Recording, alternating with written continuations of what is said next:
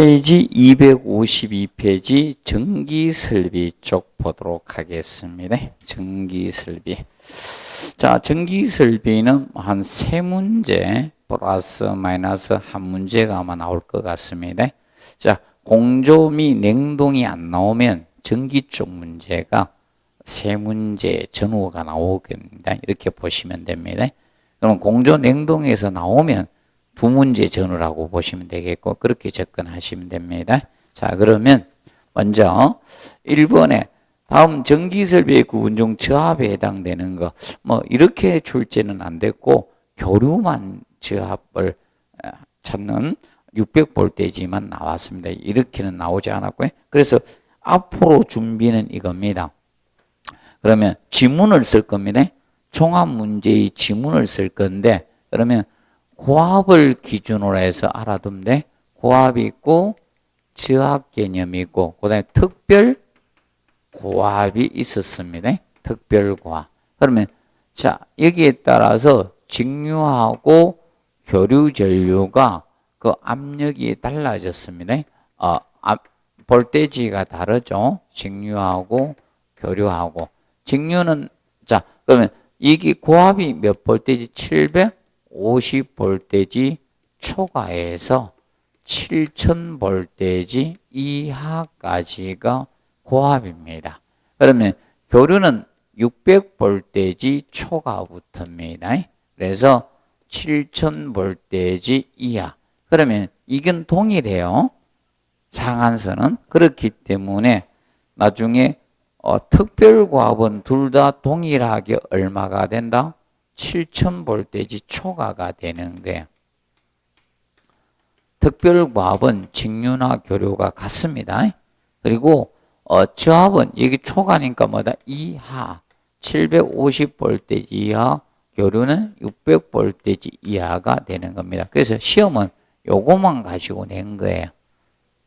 교류. 그런데 왜 저압, 그전엔 제가 저압만 공부하라 한 이유가, 먼저 출발점은 저압을 물어야 됩니다. 가정에서 사용하고 있는, 아파트 단지에서 사용하고 있는 게 저압이에요. 220이나, 자, 펌프 동력 돌리면 우리가 380볼테지 돌리거든요. 그래서 그 개념을 우리가 이해해 두시면 됩니다. 자, 그리고 2번, 수변전 설비의 설계 순서 변압기죠. 이거는 순서는 잘 안 낼 겁니다. 그런데 수변전 설비가 변압기입니다. 네. 수변전 설비가, 이게 변압기입니다. 변압기. 변압기가 수변전 설비입니다. 그래서 제일 먼저 뭐부터 한다? 부하 설비 용량 산출이 먼저 이루어진다.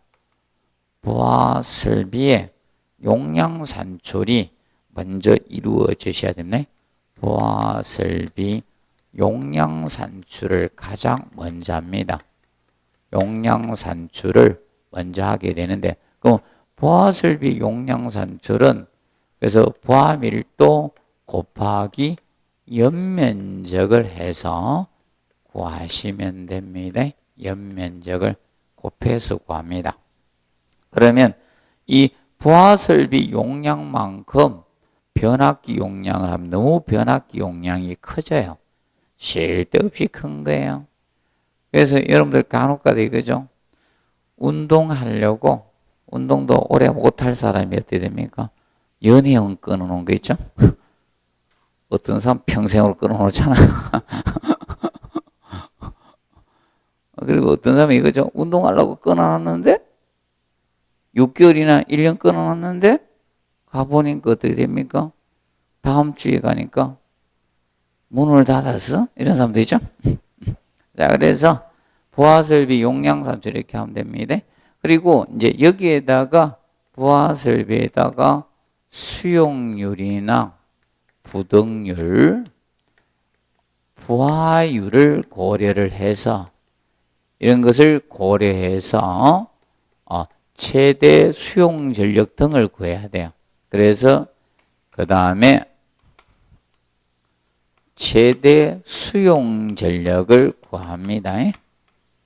최대 수용 전력을 구합니다. 그러면 최대 수용 전력을 구해서 그래야지만 변압기가 안 커져요. 그래서 최대 수용 전력은 대표적으로 어떻게 구하면 된다? 어떻게 구하면 됩니까? 부하설비 용량에다가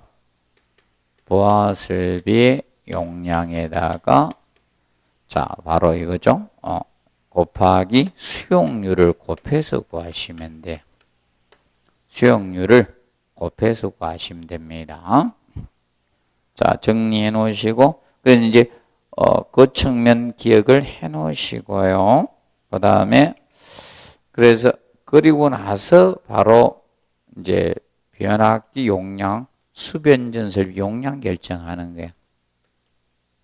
설비, 이 변압기라겠죠? 변압기, 용량 결정 들어가면 돼요. 그래서 이제 최소한 이 세 가지는 기본 베이스로 알아두세요. 순서 혹시 나오면 정리해 주시고. 그 다음에 3번 문제는 각각 50kW, 100kW, 200kW 용량의 전기 부하 설비가 설치됐고 수용률이 80%일 경우 최대 수용 전력 구하라 이게. 그러면 부하 설비 용량에다 뭐다? 수용률을 곱해서 구하면 돼요. 그러면 부등률만 주어지면 나누어 주시고 나머지는 곱하면 돼, 모르면. 자, 그러면 기본적으로 봅니다. 자, 그러면 지금 이제 얼마 있습니까? 100짜리 맞죠? 그리고 100, 200입니까? 아니다, 50이네. 50, 100 얼마? 그 다음에 200입니까? 200. 그럼 이거 이제 부하가 따로 주니까 합해야 되죠? 그럼 350이. 그러면 350kW에다 곱하기 얼마?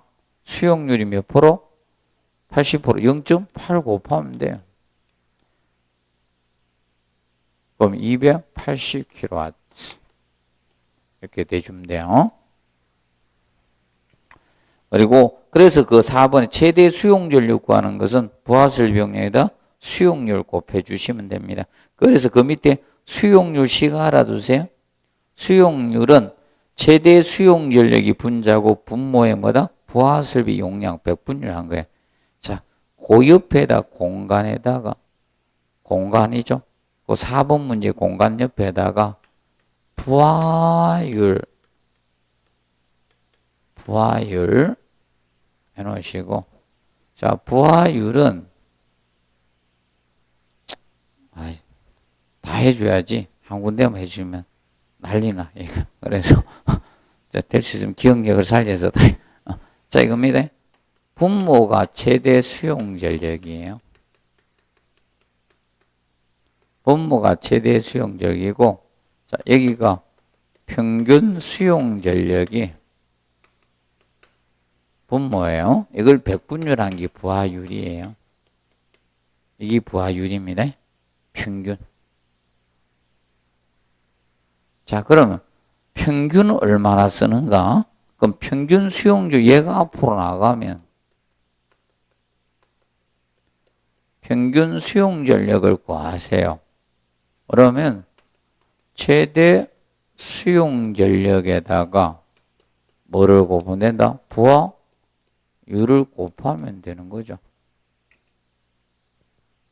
부하율을 곱하면 되는 거예요.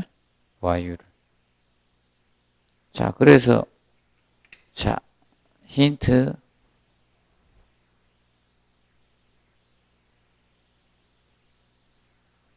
자, 주의하실 거. 부등률은 혹시나 계산 문제나 부등률은 곱하면 안 돼. 부등률은 어떻게 주신다? 나누어 주세요.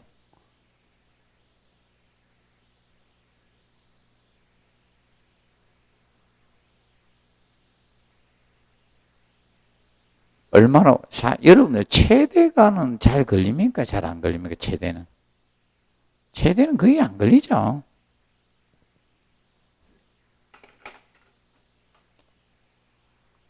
그래서 정리해 두시면 됩니다.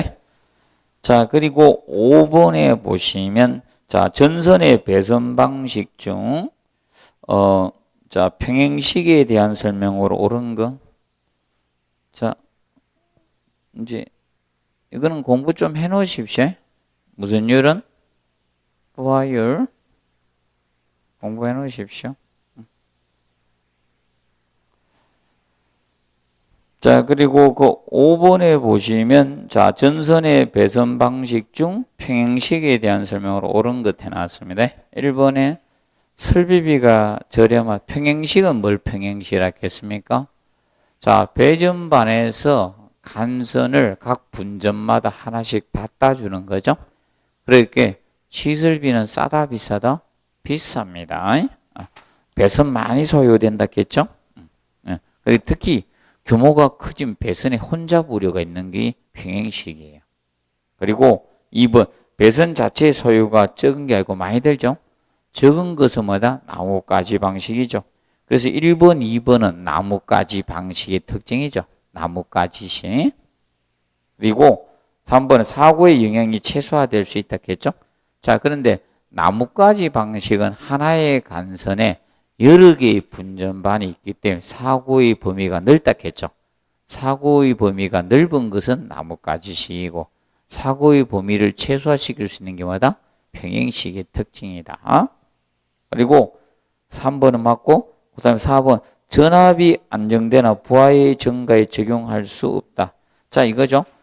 평행식은 어디입니까? 배전반에서 각 분전마다 일일이 간선을 하나씩 따주면 되는 거예요. 자, 그러면 이거 증가했다. 그럼 어떻게? 간선 하나 더 따주면 되는 거예요. 그래서 그 부하의 증가에 적용할 수 없다 해서 OX, X 부하의 증가 얼마든지 적용할 수 있는 겁니다. 그다음에 5번 소규모 건물에 적합한 게 아니고 얘는 뭐다? 대규모 건물에 적합하다. 그럼 소규모 건물은 뭐다? 나뭇가지식이고요. 그래서 그 뒤에 보면 자 해놓고 그다음에 6번 분기 회로의 각 출구 아웃렛에 대해서 근데 아웃렛을 교수님 자 배운 사람들 성향에 또 약간 틀립니다. 이렇게 쓰는 분도 있어요. 옛날 교수님들 아웃렛 이렇게 쓰는 분도 있고 자 여기 잘못됐다. 아웃렛 이렇게 쓰시는 분도 있어요. 아웃렛 또는 아웃렛 이렇게 씁니다. 자, 기억하시고 그래서 아웃렛은 이게 아웃렛 아닙니까? 전기를 인출해서 써야 될 거 아닙니까? 맞죠? 그러면 사실 이겁니다. 배선은 어디에 있습니까? 벽 속에 다 들어있잖아요. 그러면 콘센트 뒷부분에 있죠? 전기를 인출하는 부분을 뭐다? 아웃렛이라 하는 거예요. 그래서 콘센트 뒷부분이 전기를 인출하는 부분이 뭐다? 아웃렛입니다. 자, 기억해 두시고 그래서 먼저 1번에 복도, 계단 등 될 수 있는 같은 회로를 해주면 동일 회로를 하라 이겁니다. 그리고 건물의 방해 배치를 고려해서 배선의 조토 회로를 나눠주시고 같은 스위치로 전멸되는 같은 회로를 해주시면 되죠. 근데 습기가 있는 아웃렛 출구는 어떻게 한다? 같은 회로로 하면 안 되고 이거는 뭐다? 별도 회로로 합니다. 습기가 있는 데는 별도로 해야 돼. 별도 회로. 특히 습기가 있는 접지형으로 해야 되죠. 맞아? 접지형으로 하면서 별도 회로로 해줘야 돼. 접지형으로 하면서 별도 회로로 처리해 주셔야 됩니다. 그리고 같은 같은 방향에는 같은 회로 해주시면 되고 그리고 이제 주의할 점이 이겁니다. 원래 전등하고 콘센트는 별도 회로로 하는 게 원칙입니다. 전등하고 콘센트는 별도 회로로 하는 것이 원칙이지만 자 소규모 주택 같은 경우는 전체 해봤자 회로수가 많이 돼 안 돼? 안 돼요? 안 되죠. 전등하고 콘센트가 다 해봤자 몇 개 안 됩니다. 그럴 때는 같은 회로 동일 회로로 할 수가 있습니다. 자, 그리고 7번 보시면 전기 설비에 대한 설명 옳지 않는 거. 자, 전동기의 역류를 개선해 주세요. 사실 이거죠. 우리가 교류 전류는 전압과 전류의 위상 차이가 발생하는데 그것을 뭐라 한다? 역률이라고 해요. 그래서 그 역률을 갖다가 개선해 줄 목적으로 쓰는 것이 뭐다? 콘덴서입니다. 그런데 이 진상용 콘덴서는 고압용 콘덴서에 해당이 됩니다. 진상 콘덴서는 고압용 콘덴서로서 대규모 건축물의 변전실에서 역류를 일괄 개선할 때 많이 씁니다. 그리고 분기 회로의 별도의 분기 개폐 시에서 사고의 부위의 범위를 최소화시켜 주시면 됩니다. 그리고 콘센트는 바닥 0.3m 전후에 설치해 주시면 됩니다. 그런데 저건 예외죠. 비상 콘센트하고 뭐다? 방수용 콘센트는 예외입니다. 비상 콘센트하고 방수용 콘센트는 예외입니다. 그래서 비상 콘센트 설치 높이 얼마였습니까? 비상 콘센트. 자, 비상 콘센트 얼마? 자, 이거 사람이 서서 꼽아. 0.8에서 1.5. 그러면, 그래서 이거 조작하는 거 거의 다 그 위치입니다. 0.8에서 1.5m 사이입니다. 그 다음에, 자, 전기 개척 시 전압계는 전기 부하의 뭐다? 병렬입니다. 그래서 전압계는 병렬이고요. 전압계는 병렬입니다. 병렬. 전류계는 직렬이에요. 전류계는 직렬이고, 그리고 콘덴서는 뭐다? 병렬.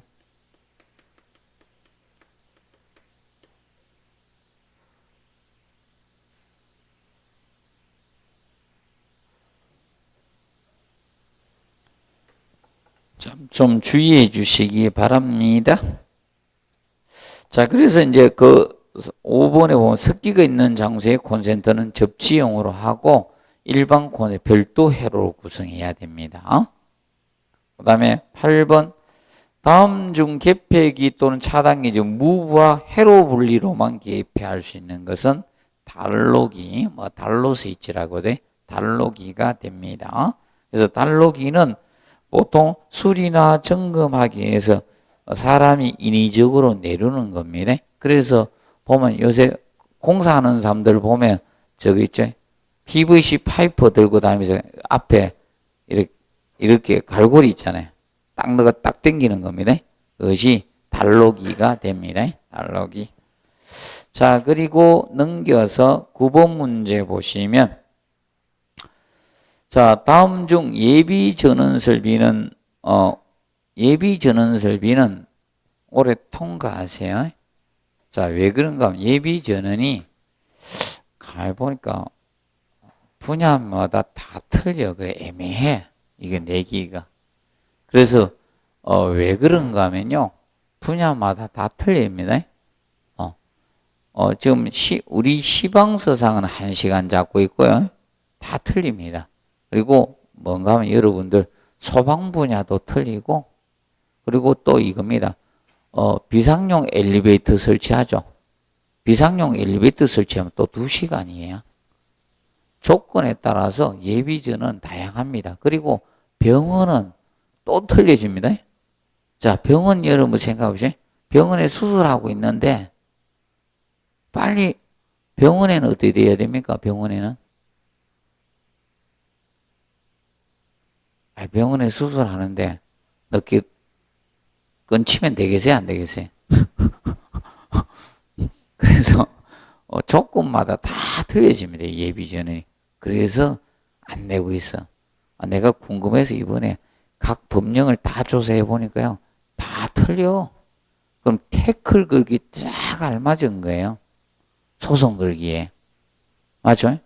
어느 한 조건을 주어지고 내야 되는데 그건 좀 부담이 가더라고. 그래서 안 내고 있는 겁니다. 와, 다 틀립니다. 조건에 따라서 예비 전원이. 그래서 내기가 무척 까다롭다. 이거는. 그래서 안 내고 있는 겁니다. 다 틀리다. 대표적으로 해주세요. 비상용 성강기 설치하면 몇 시간이다? 2시간이야 돼. 예비 전원이. 다 틀려집니다. 그래서 예비 전원은 하지 마세요. 그 다음에 그래서 요새 저거 있잖아요. 공장 같은데 UPS 설치하죠. UPS. UPS가 무정정 전원장치잖아. 맞죠? 그러면 보통 공장이나 이런 데 말이죠. 전압이 떨어지면 안 되거든. 그리고 정전이 되면 안 돼요. 일정하게 유지하기 위해서 이 UPS 장치를 많이 쓰고 있습니다. 요새 문제되는 건 또 뭐죠? 그 뭐죠? 불나고 막 이랬는데. 그걸 뭐라 하죠? 뭐 저장해놨다가 한전에게 이리 주는 거 있잖아요. 비상시. 그건 UPS가 아니고 무슨 뭐라 하던데. 생각이 안 나네. 그래서 이게 무정정 전원 장치입니다. 그래서 보통 이걸 많이 쓰고 있죠. 그래서 이걸 언급하고 있는 것입니다. 그 다음에 10번 문제 보시면 자, 전기설비 배선공사에 관한 설명으로 옳지 않는 거 나오죠. 먼저 1번에 가요전성강공사는 주로 콘크리트 철근공의 매립 배선에 사용한다. 자, 10번에 1번은 뭐예요? 무슨 간? 금속관 공사죠. 금속관 공사가 철근 콘크리트 매립 배선 할 수 있습니다. 가요 전선관은 매립 배선 되지 않습니다. 가요 전선관은 안 됩니다. 가요 전선관 공사는 매립이 안 됩니다. 매립이 안 됩니다. 자, 그리고 금속 몰드 공사, 자, 합성 수지 몰드 공사, 거기 전부 다 나오죠. 다. 자, 이거 건물 내에 사용하는 건 다 볼테지는 몇 볼테지 미만에서 해야 돼요? 사용 전압은 400볼테지 미만에서 해야 돼요. 항상 기억하지?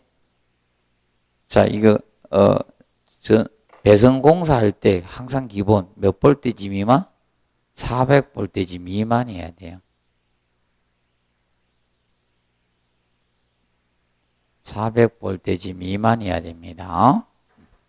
다 동일합니다. 그리고 금속 몰드 공사는 주로 철근 콘크리트 건물에 기설치된 금속관에 배선을 나중에 증설할 때 많이 쓰죠. 그러면 우리가 금속관 공사의 단점이 뭔가? 금속관 공사의 단점이 정설 공사가 어렵다는 거거든. 정설 공사가 어렵습니다. 정설 공사가 어렵기 때문에 자, 이 금속관 공사의 정설 공사에 활용되는 게 정설 공사에는 이런 걸 가지고 하는 겁니다. 금방 봤던 뭐다? 금속 몰드 공사를 하거나 그리고 뭐를 한다? 바로 저거 하는 겁니다. 이제 가요 전선강 공사 쓰는 거예요. 이 두 가지로 많이 합니다. 그런데 금속 몰드 공사는 건조한 장소여야 돼요. 습기가 있는 장소에 쓸 수 있다 없다? 없습니다. 자, 금속 몰드에다 체크해야지. 이거는 습기가 있는 장소는 된다 안 된다? 안 됩니다. 습기가 있는 장소는 못 씁니다. 자, 합성수지 몰드 공사는 접속점이 없는 절연 전선을 사용해서 전선이 노출되지 않도록 해야 하며 내식성 좋죠. 그리고 합성수지관 공사 내에다가 전선의 접속점은 두면 돼, 안 돼요? 안 됩니다. 전선의 접속점은 두어서는 안 됩니다. 전선의 접속점 두면 안 돼요.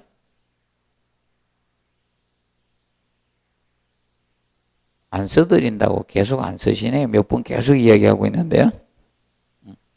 그 다음에 4번에 라이닝 덕트 공사는 덕트 본체에 실링이나 콘센트를 구성해서 사용하며 벽면 조명과 같이 강을 이동시킬 때 사용하는 게 라이닝 덕트 공사입니다. 자, 근데 라이닝 덕트는 이제 나중에 개구부는요, 뚫어놔야 될 거 아닙니까? 인출할 때. 개구부는 아래로 향하도록 합니다. 아래로. 개구부는 아래로 향하도록 인출합니다. 자, 그 다음에 5번에 경질 비닐강 공사는 간 자체 우수한 절용성을 가지며 중량이 가볍죠. 시공이 용이하나 열에 약하고 기계적 강도에 낮은 것이 단점입니다. 그래서 경질 비닐강 공사가 우리 시험엔 제일 먼저 나왔었어요. 얘가. 자, 보시고 그 다음에 11번 경질 비닐 11번에 보시면 그 위에 저거 나오죠? 11번 위에 보면 해설에 플로덕트 공사 있죠? 플로우는 바닥에 딱 떠보낸 게 뭐다? 플로덕트입니다. 그래서 얘도 습기가 있는 곳에서 사용할 수 있다 없다? 없습니다. 습기가 있는데 사용 못합니다. 항상 기억해 두시고 그 다음에 11번 전기설비의 금속관 배선공사에 옳지 않는 거였죠. 외부의 기계적 충격으로 인해 전선의 손상이 적고 전선에 이상이 생겼을 때 교체 공사는 용이합니다. 근데 5번하고 헷갈리면 안 돼요. 정설 공사는 어떻게? 어렵다 했어요. 금속관 공사의 단점은 정설 공사는 어렵고요. 주의하십시오. 정설 공사는 어렵다는 거 항상 기억을 해 두시면 됩니다. 그리고 접지 공사하는데 몇 종 접지 공사를 한다? 4종 접지 공사를 합니다. 3종. 제3종. 왜 4종이라 했겠지? 제3종 접지 공사를 하면 됩니다. 그러면 3종 접지 공사의 접지선 단면적은 접지선 굵기는 단면적으로 따져서 2.5제곱밀리미터 이상이면 돼요. 3종은 그래서 특별 3종도 같이 가요. 특별 3종도 같이 가고요. 그리고 1종이 얼마 되는가? 1종 접지공사가 6제곱밀리미터 이상이면 돼요. 접지선 굵기는. 그리고 2종의 경우는 16제곱밀리미터 됩니다. 이상이 됩니다. 2종이 16이에요. 1종은 6제곱밀리미터 이상이 되죠. 접지선 굵기는. 그리고 12번 보시면 감시 제어반이 있어서 감시를 위한 표시법으로 옳지 않는 것은 전원 표시 있죠? 전원 표시는 백색 램프고 고장 표시는 버전화 배를 올리면 되고 운전 표시가 무엇이다? 적색입니다. 운전 표시는 적색으로 표시하면 돼. 적색. 자, 그리고 13번 필요설비 규정으로 옳지 않는 것은 돌침은 맨 밑부터 25cm 이상 돌출시켜 주시면 됩니다. 그리고 필요설비 재료는 최소 단면적이 피복이 없는 동선을 기준으로 해서 자, 수레부 인하도선 다 같이 얼마? 50제곱미터 채까지 50제곱미터 이상이 돼 주시면 됩니다. 그리고 인하도선 대신에 철골조 같은 철근콩의 철근은 인하도선 대용을 할 수 있습니다. 그런데 전기적 연속성이 보장되면 됩니다. 그리고 이때 4번 전기 연속이 보장 있다고 판단됐을 때 전기 저항 체크 0.25 이하가 돼 주시면 됩니다. 그리고 측면 낙뢰를 방지하기 위해서 얼마를 초과하는 건물이다? 60m입니다. 60m 초과하는 건축물에 5분의 4 지점부터 최상단까지 측면 수레부를 설치하시면 됩니다. 그리고 자 14번 안테나는 다 낸 것 같고 항공장애 등은 이 당신은 1번이면 안 되죠. 법이 바뀌어서 이거 하면 안 되고요. 자 항공장애 등은 혹시나 해서 조금 해드릴게요.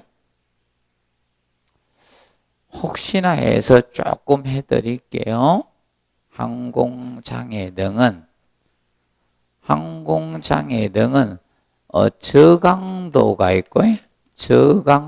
있고 중강도 장애 등이 있고요. 그 다음에 고강도 장애 등에서 세 가지로 나누어집니다. 그러면 저강도 장애 등은 우리가 알아둘 게 두 가지가 있어요. 두 가지 개념이 있는데, 자, 보통 전멸하지 않는 적색등이 있고요. 전멸을 안 하는 게 있어요. 전멸을 하지 않는 것은, 전멸하지 않는 적색등은 20칸델라 이상이면 돼요. 강도죠. CD 칸델라. 20칸델라 이상이면 전멸 안 하는 거, 계속 켜져 있는 거. 전멸하는 것은 켰다 껐다 해지는 거 있죠? 전멸하는 것은 분당 60에서 90회 합니다. 분당 60에서 90회 전멸을 해요. 전멸하는 두 가지 있습니다. 얘는 적색등이나 항색등을 쓸 수 있어요. 적색등이나 항색등을 쓰는데 이때 칸델라는 40칸델라 이상이 돼야 돼요. 몇 칸델라? 40칸델라 이상이 돼야 돼. 40칸델라. 그런데 이거는 이동하는데 써요. 이동하는데. 그럼 차량 같은데 항공기 있죠? 이착륙 이렇게 도움 주기 위해서 차량에 달고 다니는 거예요. 이거는 공항에서 쓰는 거예요. 공항에서. 이건 공항에서 쓰는 거예요.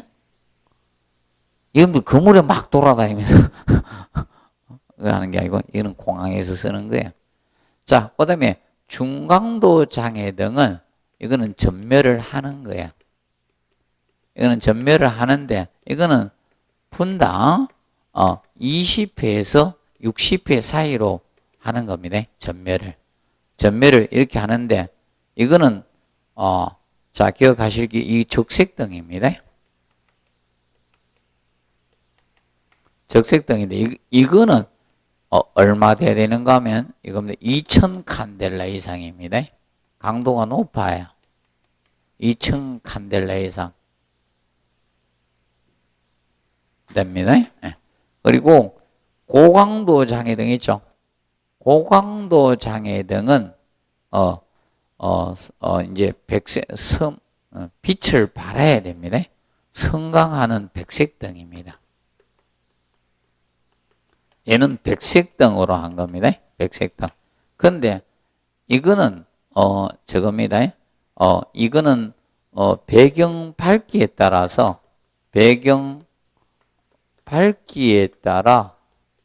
얘는 배경 밝기에 따라서 강도 조절이 되는 방식이 돼. 강도 조절이 돼야 됩니다. 강도를 얼마나 규정을 안 해놨습니다. 자, 그러면, 자, 여러분들 이겁니다. 저강도하고 중강도 있죠? 얘들은, 이 두 가지는, 이겁니다. 설치했을 때, 보통, 설치했을 때 수평면 기준 잡아서, 보통 아래로 15도입니다. 아래로는 몇 도? 15도. 아래는 15도입니다. 15도. 확인하셔야 되고, 상방은 모든 방에, 상방은 모든입니다. 모든 방향 다 확인할 수 있어야 돼요. 항공기 위에 날아다니잖아. 맞죠? 볼 수 있는 위치에 해야 되는 거예요. 상방은 모든 방향이고, 그럼 이 두 가지는 똑같아요? 아래로 몇 도? 15도. 확인할 수 있어요? 상방은 모두입니다. 자, 그러면 고강도 장애등 있죠? 고강도 장애등은 수평면 기준 잡아서 고강도는 수평면 기준 잡아서 이 도가 틀려져요. 자, 요거는 5도예요.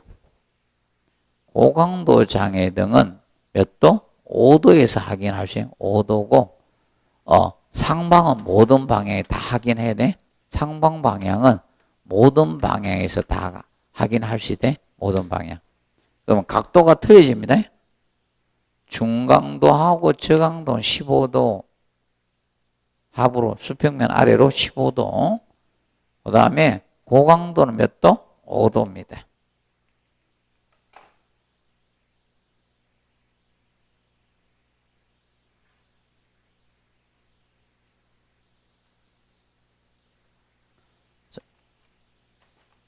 요 규정을 조금 알아두세요. 요 규정을. 항공장애등. 60m는 외우지 마세요. 60m는. 지금 이제 약간 바뀌어가지고, 지금 시방서상은요, 45m 초과로 잡고 있습니다. 시방서상은 45m.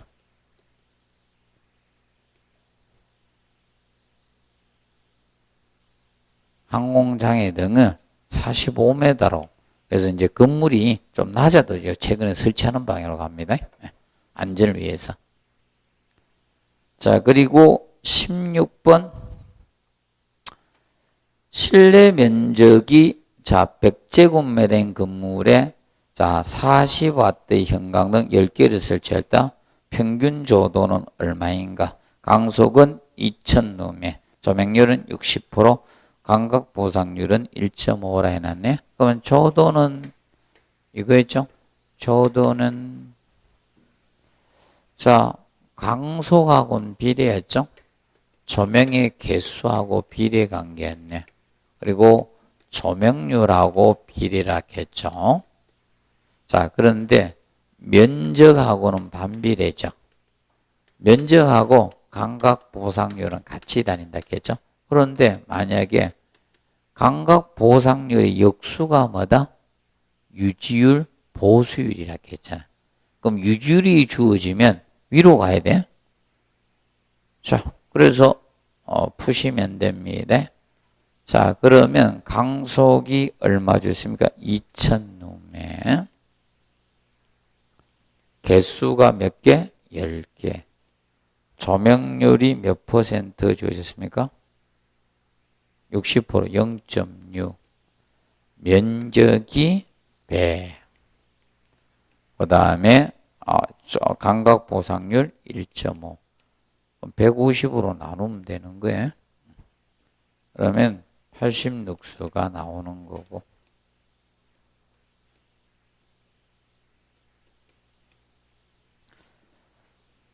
자, 그리고 17번 문제 보시면 조명 관련 용어 중 강운에서 나오는 강속이 작은 면에 도달하는 비율은 무엇이다?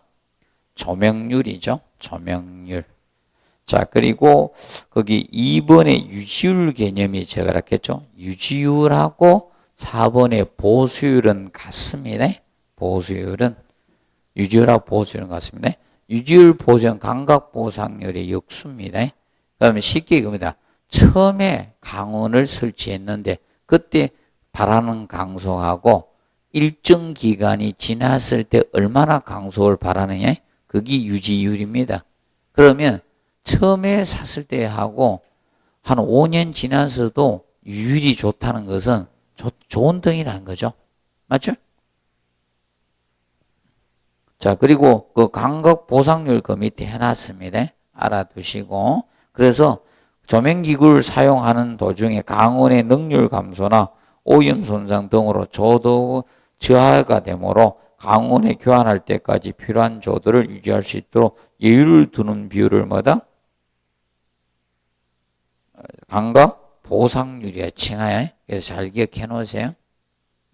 유지율하고는 역수입니다. 역수. 유지율이 무슨 율이다? 보수율 개념이 됩니다. 자, 그래서 그 18번 문제 보시면, 자, 어느 건물의 평균 조도가 300룩스 설계하고자 한다. 조명률을 0.6에서 0.7로 개선할 경우 강운 개수는 얼마로 줄일 수 있는가? 이때 강운의 강속은 3000 루멘이고 그 다음에 실의 면적은 600, 유지율이 뭐다? 0.5 보수율이 주어졌습니다. 그러면 지금 현재 개수 구하는 식 산수를 하면 되죠. 근데 지금 현재 여기는 자 모르면 항상 이 조도식을 생각하십시오. 조도는 강속 곱하기 뭐다?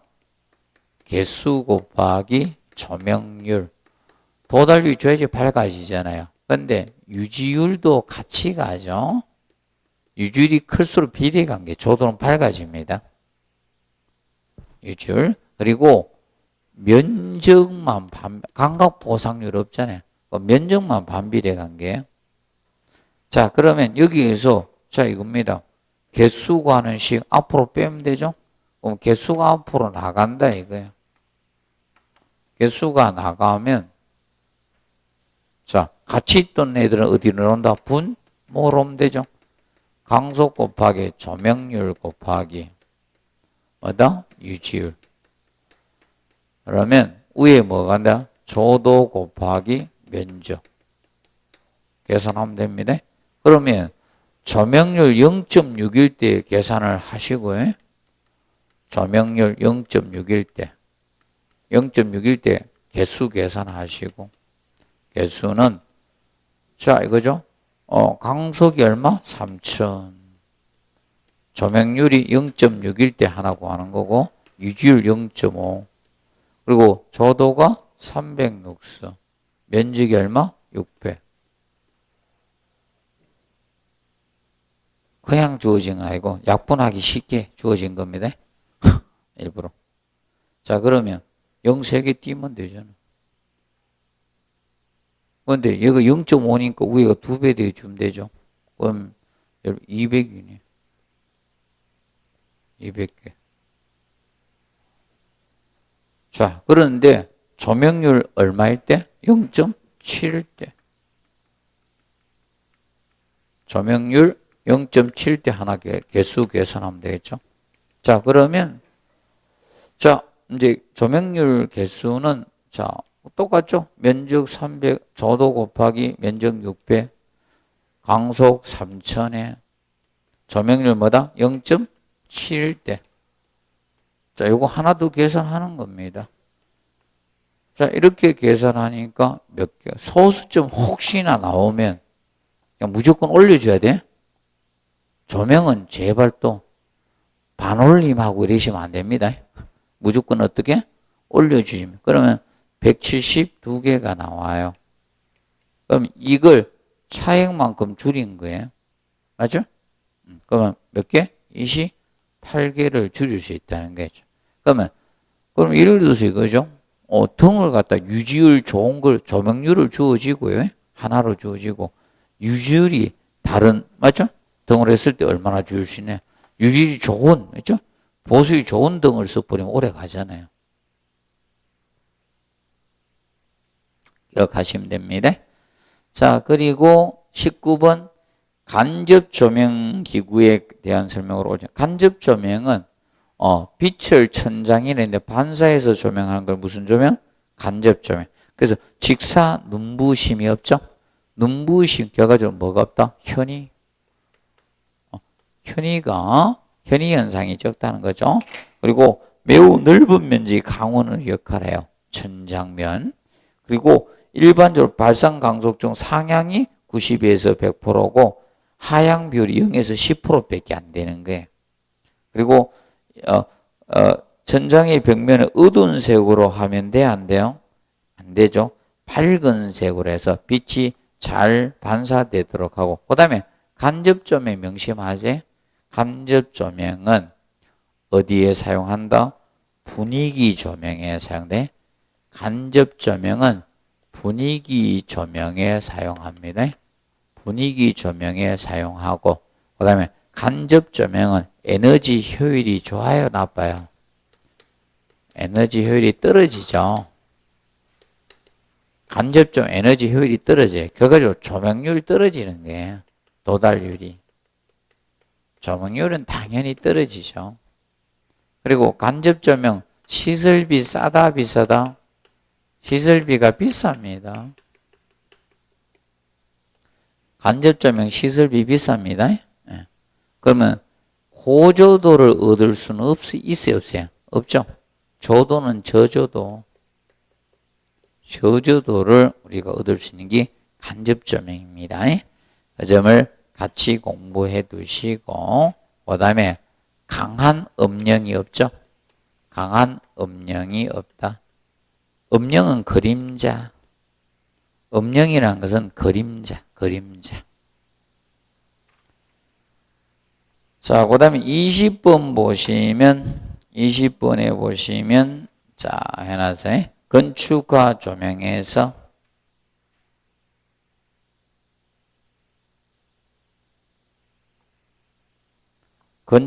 조명에서 천장면이나 반응구의 구멍을 뚫어서 거기에 기구를 설치하는 방법마다 코퍼라이트 1번입니다.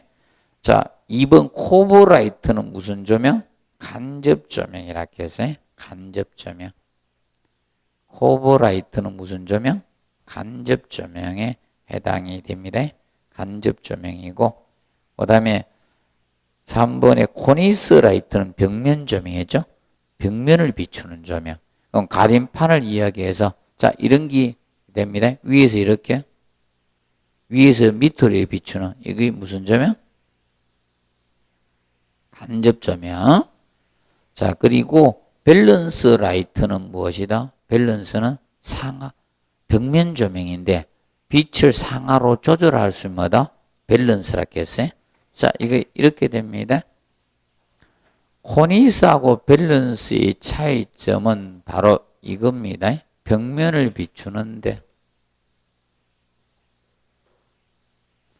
자, 여기 조명을 가림판 설치해서 조명을 이렇게 설치해서 위에서 이렇게 아래로 비추는 게 이것은 뭐다? 코니스. 자, 밸런스는 이겁니다. 가림판을 앞에 설치해 놓고 조명을 여기다 설치해서 위로도 비추고 아래로도 조절할 수 있는 이것이 뭐다? 밸런스. 이건 밸런스예요. 이건 밸런스고, 그래서 코니스하고 밸런스는 벽면 조명에 벽면을 비춰서 간접 조명하는 게. 그리고 광천장 조명은 천장 속에다가 뭘 설치한다? 조명을 설치해서 그 천장면을 확산 플라시티 판 같은 걸로 해준 거예요. 그래서 여러분들 이걸 어디서 많이 보는? 성강기에서 많이 봅니다. 성강기가 조명이 천장 속에 들었잖아요. 확산 플라시티 판이죠. 광천장 조명됩니다. 자, 그리고 21번에 건축과 조명에 관한 다음 설명 중 틀린 게 나왔습니다. 광양 조명. 광양이라는 것은 양이 뭐다? 보량자입니다. 광양. 보량자입니다. 광양이. 광양 조명을 다른 말로 라인 조명 또는 빔 조명이라고도 합니다. 빔 조명. 보처럼 조명했다 이겁니다. 그래서 연속열의 기구를 천장에 매입하거나 또는 포에 설치하는 방법이 광양 조명, 라인 조명, 빔 조명이라고 합니다. 그리고 코버라이트는 아까 코버 조명이죠. 자, 확산 차폐용 간접 조명이지만 간접 조명기를 사용하지 않고 천장이나 벽의 구조를 이용해서 간접 조명한 거예요. 그래서 기억나시죠? 무슨 반자에서 간접 조명을 했다? 구성반자.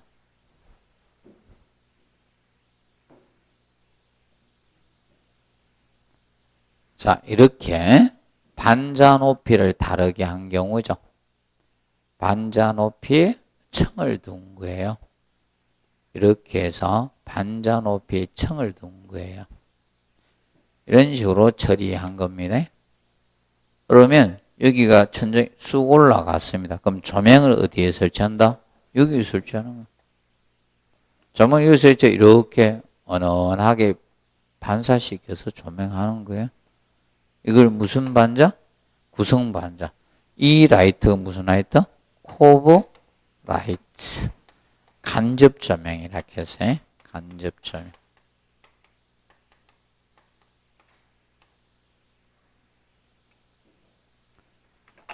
그 다음에 코퍼라이트는 천장에 반응구 구멍을 뚫어서 거기에 기구를 설치하면 코퍼라이트입니다. 그리고 4번에 광창 조명은 창거치 조명에 되게 천장이나 벽면의 전면을 낮은 희도로 빛나게 하는. 그러면 쉽게 이겁니다. 벽에다가 여기 지금 창이 있으니까 빛이 은은하게 들어오잖아. 그럼 여기에 조명을 설치해 놓고요. 벽에다가 전면을 확산 플래시디 판이나 창호지 가지고 해놓은 거예요. 한번 안 가보셨습니까? 이런데? 그 음식점 이런 데 가면 창호지 은은하게 빛나는 데 많죠? 창처럼 해놨잖아. 맞죠? 나무로 이렇게 짜가지고.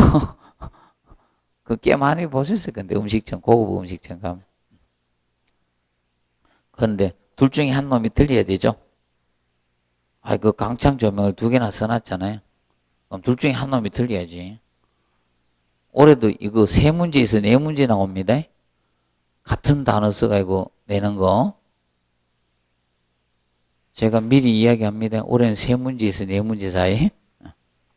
자, 그리고 천장에 작은 구멍을 뚫어서 그 속에 기구를 매입하는 것은 다운라이터 중에 하나야. 다운라이터가 2개가 있는데, 피놀이 있고, 피놀 라이트가 있고, 코퍼라이트 2가지가 있거든. 차이점은 이거예요. 피놀은 아주 작은 구멍이고, 얘는 작은 구멍이고,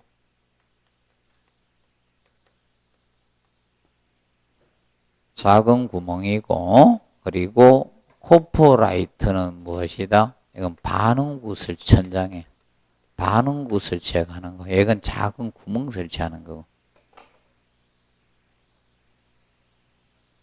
자, 구분해서 정리해 두시면 됩니다. 그래서 문제집 진도를 끝냈습니다. 다음 주부터는 동형 모의고사로 실제 시험과 같이 하도록 하겠습니다. 난이도도 그다 맞출 겁니다. 실제 시험은 시중에 나와 있는 기본서나 문제집이나 이런 데서 안 내는 걸 꼭 냅니다. 성격상. 난이도 조절하게 해서. 그래서 그런 걸 섞어서 실제로 연습을 해보도록 합니다. 오늘은 여기에서 마무리하도록 하겠습니다. 자, 수고하셨습니다.